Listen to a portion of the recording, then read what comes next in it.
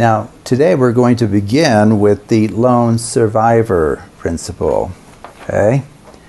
And let me just bring up quickly a YouTube video that presents this idea and explains how to derive the general formula for this lone survivor idea relative to either the down under or under down shuffles. So this video here is produced by Numberphile, and as you can tell there's 6.1 million views, so I think that's evidence that there's something of interest here. So they go through a complete derivation of the lone survivor formula and calculations that we'll be showing you today. So I encourage you to watch this in its entirety. It's only about 14 minutes long.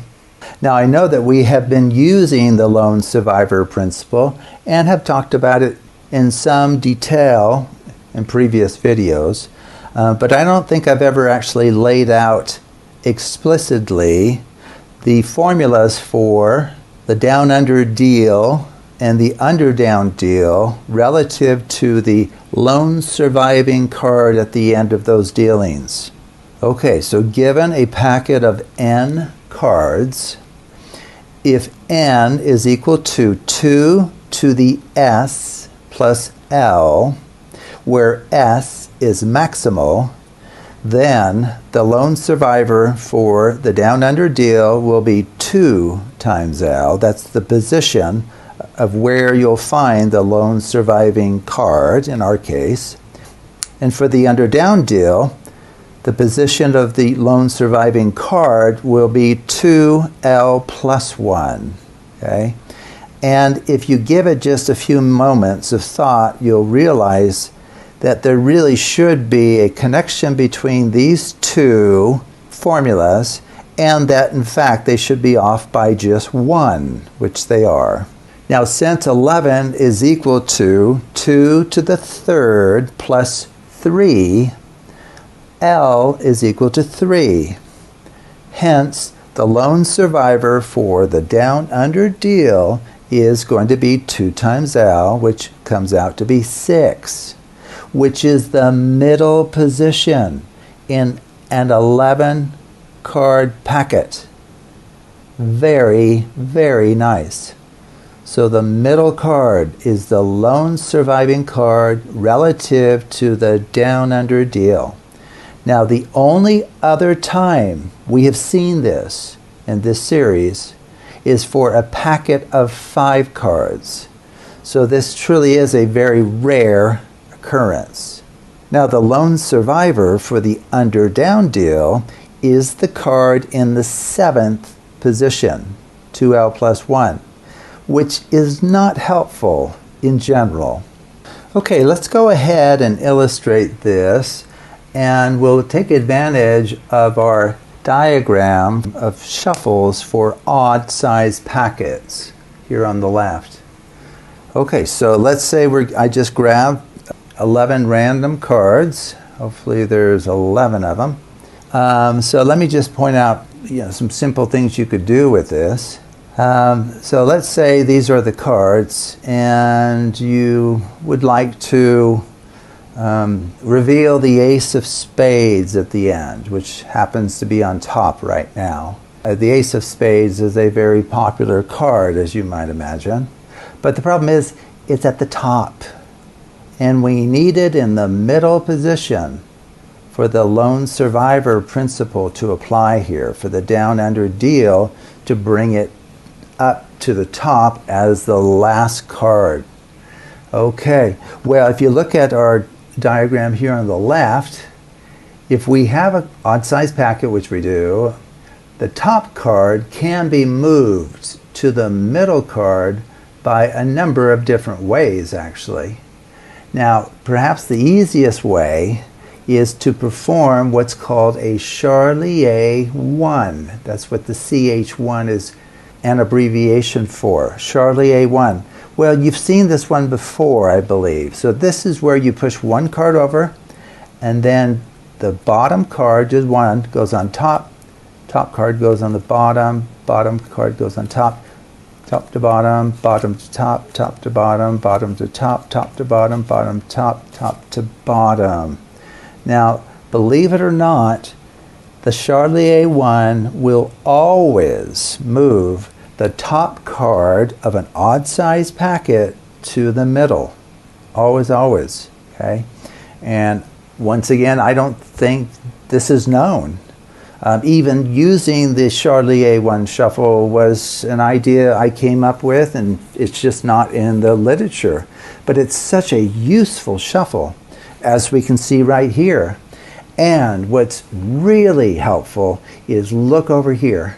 Once we have it in the middle position, there's really only one nice way that I am aware of, in general, that you can move the middle card to the bottom. And it's by performing another Charlier 1. Isn't that wonderful? So, well, maybe I should confirm that the ace of spades is in the middle from that last action. We have 5 above, 5 below the ace of spades. Now, if we perform one more Charlier 1, it will be at the bottom. So you go move one over, and then one card from the bottom, top to bottom, bottom to top, top to bottom, bottom to top, top to bottom, bottom to top, top to bottom, bottom to top, and then this one goes on the bottom. Okay, well, according to that diagram, we know what the bottom card is. It's the ace of spades.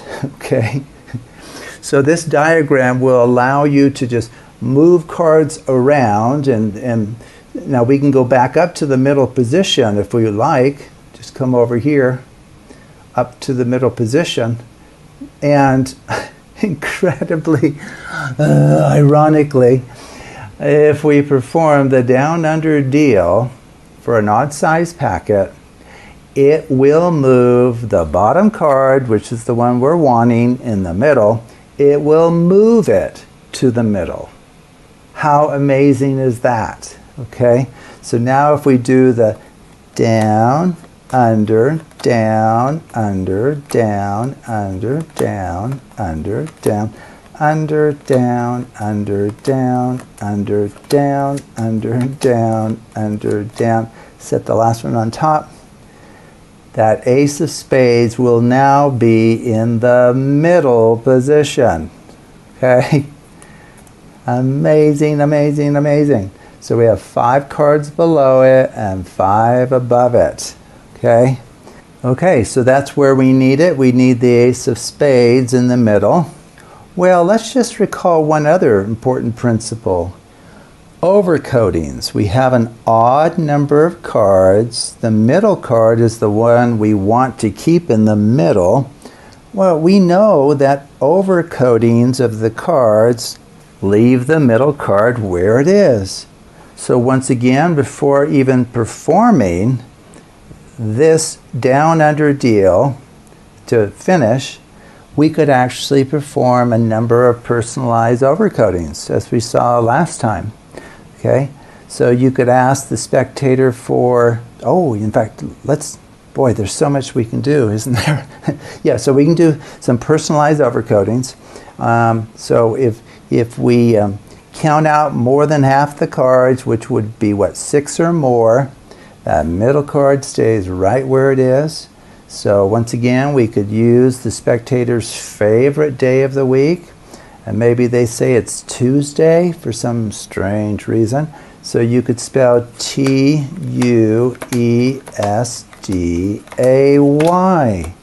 Tuesday. Well, that's going to leave the middle card alone, because Tuesday has more than 6 letters in the name. There you go. Tying it in further with something that we've learned, we know that for packets of size 8, 9, 10, or 11, if we hypercoat the name of any of the 52 cards, it will leave the packet alone. Okay? So you could ask the spectator either for their favorite card, or you could give them the choice and say, well, I personally would like to use the ace of spades for this next step, but if you feel strongly about a different card, let me know what it is. And so they will either say, yeah, ace of spades is fine, and then you would perform 2 identical hypercoats, which would leave the packet alone, actually, entirely. Or if they choose a different one, perhaps in an attempt to thwart you, it's like, okay, well, there's something about the ace of spades. I'm not using that one. I'm going to try to trip this guy up. So they'll say a queen of clubs. So, okay, is that what you want? Really? Okay, queen of clubs. And then you would hypercoat that twice. Queenofclubs.